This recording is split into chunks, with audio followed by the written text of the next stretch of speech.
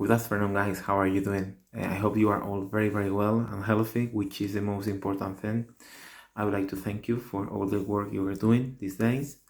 And well, for this week, we have important things. The first one is going to be shopping and commercial activities. In order to practice the vocabulary related to this area, we are going to have a listening activity and also a reading. Both of them I'm sending to you. Also, very important, we have participle clauses.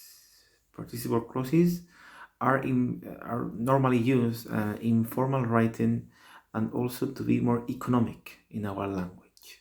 So let me give you an example. For instance, dear sir, having observed some irregularities in the current state of your bank account, we should be obliged if you contacted us as soon as possible. So in this case, having observed, there is a participle clause. Because imagine we can say, dear sir, we have observed some irregularities in the current state of your bank account.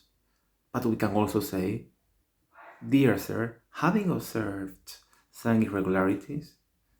So in this way, we are going to be more formal and we are also going to shorten a little bit the sentence.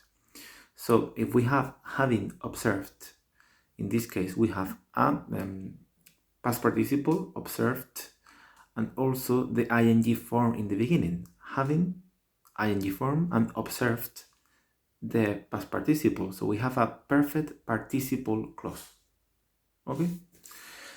We have more possibilities with participle clauses. For instance, imagine a normal sentence. I don't know the answer, so I can't help you. So if we want to use a participle clause, we can use, for instance, not knowing the answer, I cannot help you. So in this case, we have a present participle, okay? Not knowing the answer, okay? We are just using the gerund, the ing form, okay? But we can also use it with a past participle. So for instance, imagine a normal sentence. She was worried by the news, so she called the police. So if we want to use, in this case, a past participle clause, it would be worried by the news, she called the police. Okay? And we also have another possibility, okay, when we are using some prepositions and conjunctions. So for instance, imagine, they were going home and they got into trouble. So if we use, for instance, while in the beginning, we can say, while they were going home, they got into trouble. So instead of saying a longer sentence, we can shorten it a little bit. So that's the fourth possibility, okay?